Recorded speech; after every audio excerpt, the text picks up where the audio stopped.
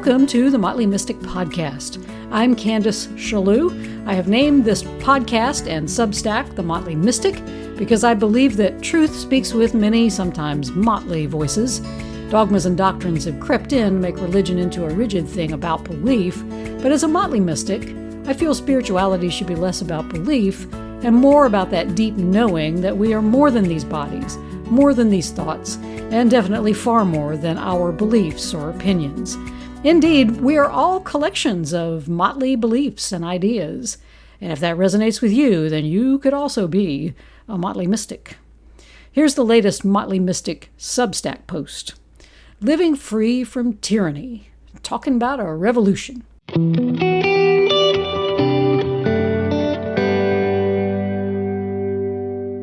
I woke up the other morning and discovered that a tyrant was in charge of the world. There had not been an election. Nobody was in the White House implementing totalitarian or Project 2025-esque policies or stripping away anyone's rights.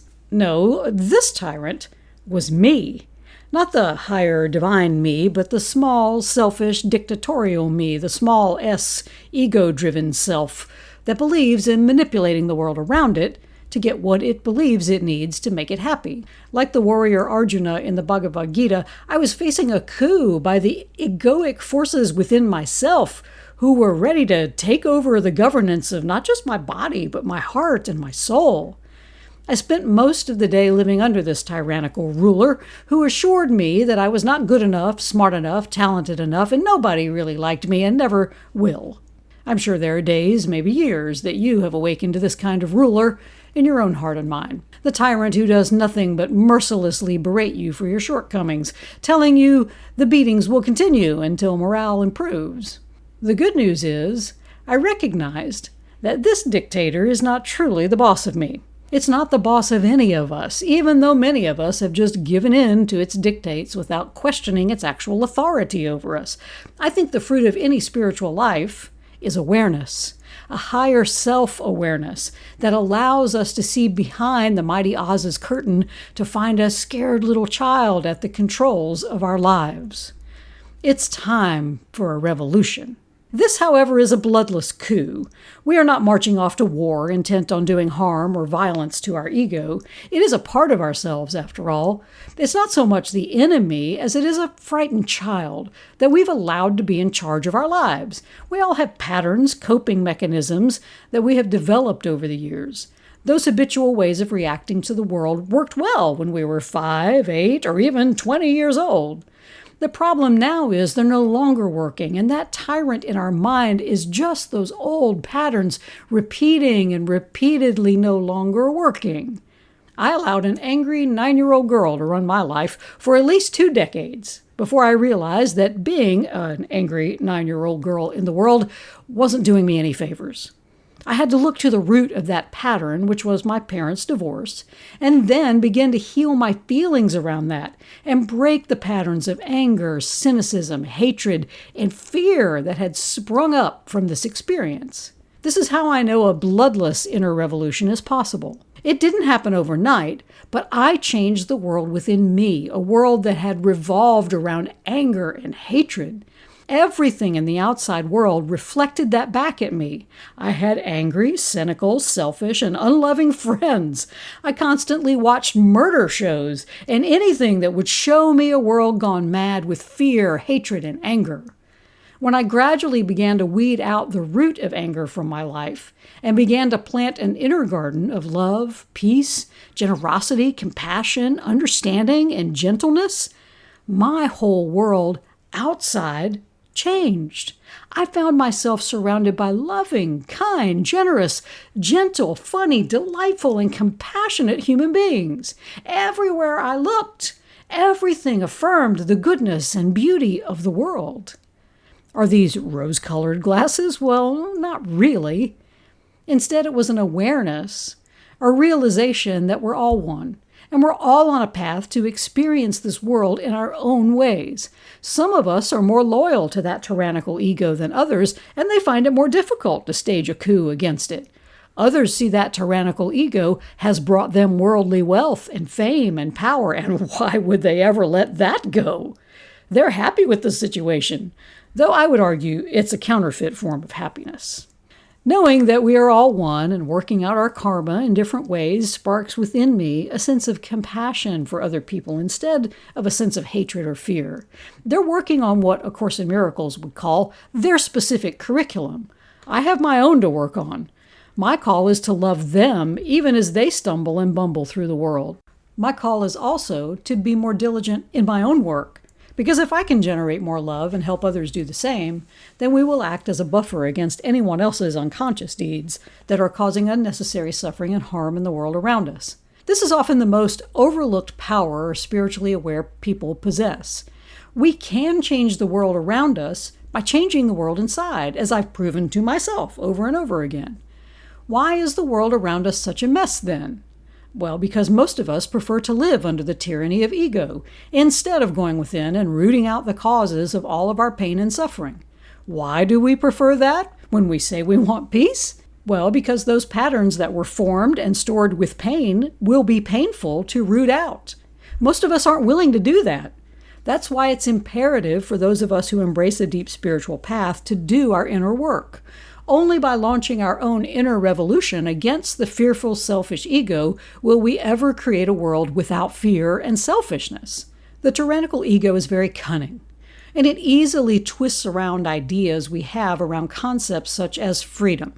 In the ego's world, freedom means that you have the right to manipulate your circumstances to make you happy. You have the freedom to avoid that which is painful and try to make everyone else around you avoid those things too, so you don't have to see, let alone work on, releasing your harmful and useless patterns. The ego promises you happiness as long as you can arrange the world out there to never trigger any old wounds or traumas in here.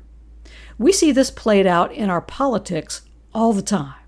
One group will always want to control the movements, freedoms, or rights of another group because the first group finds whatever that other group is doing so offensive to something they hold dear, whether it's a tradition, a god, or an economic system.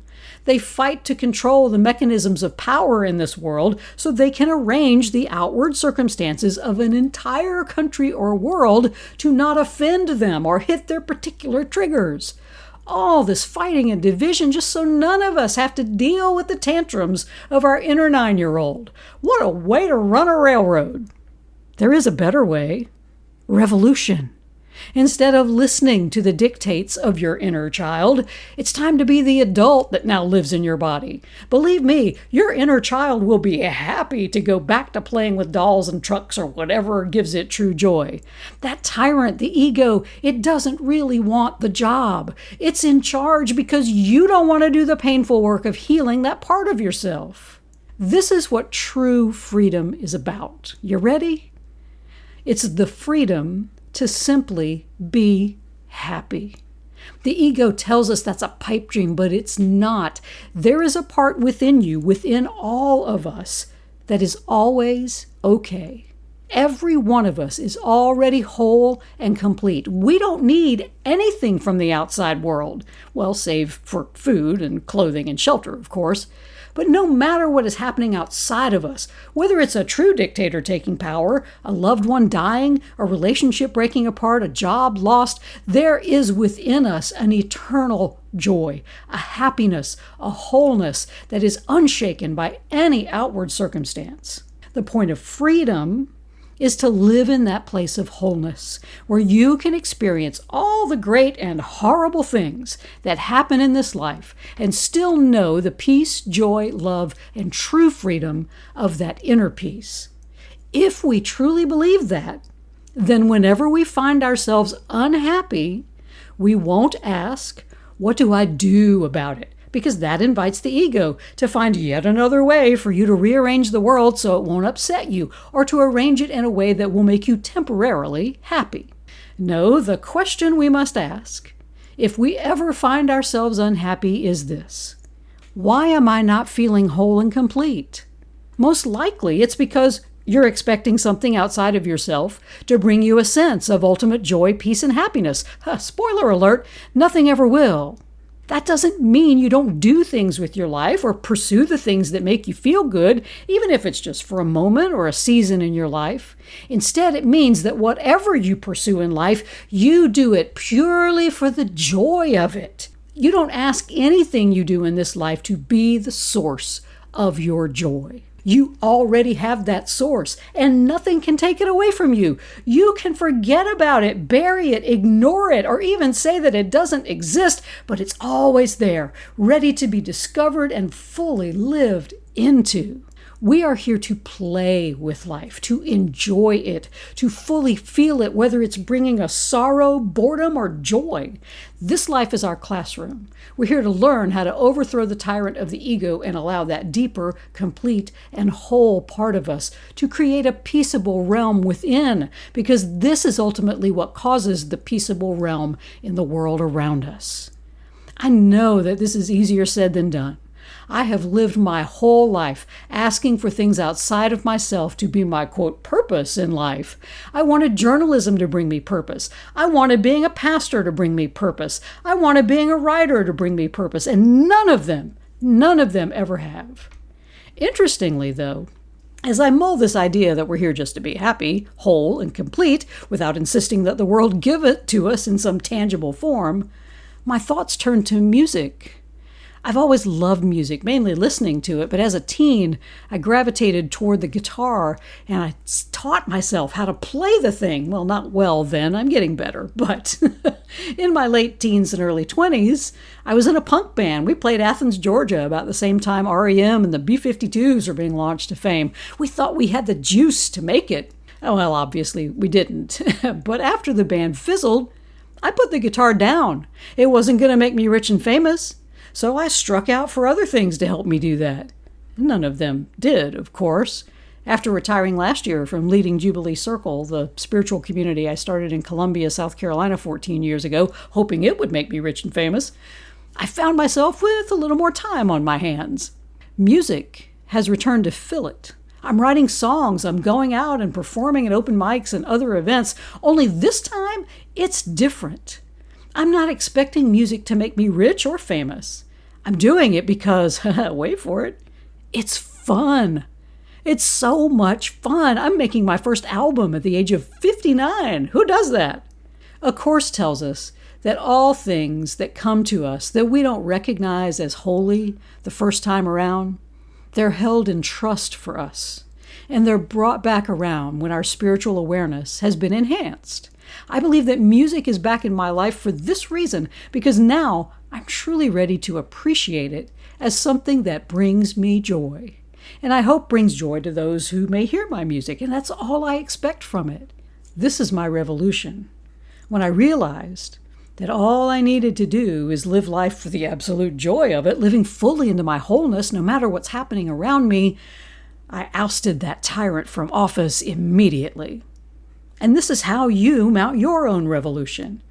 Live life because it's fun. Yes, there will be unfun moments where you have to pay bills, bury loved ones, go through airport security, get your pet euthanized, and park far away from your destination. If, however, you can remember that every moment is inviting you to see life for what it is, a chance to go deeper within yourself and root out anything that stands between you and inner peace, then you will finally understand freedom. Welcome to the revolution.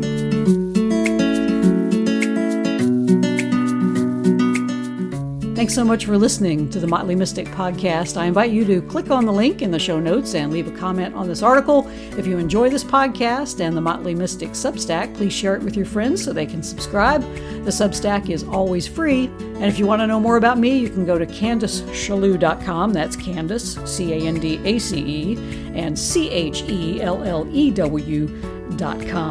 There you'll find a link to my music and my book, Bulletproof Faith, a spiritual survival guide for gay and lesbian Christians. Thanks so much for listening, and I'll leave you with this quote from Robert Thurman's book, Inner Revolution. He writes, "Each of us individually has an effect on the lives of beings around us through the quiet processes going on in our minds. If we are full of good feelings, they radiate around us, and people want to be near. If they are full of bad feelings, others tend to stay away. So if we would be activists for good, for the positive, we must assume responsibility for our minds as well as our speech and our physical activities. Otherwise, our negative mental habits will drag down the entire community of beings.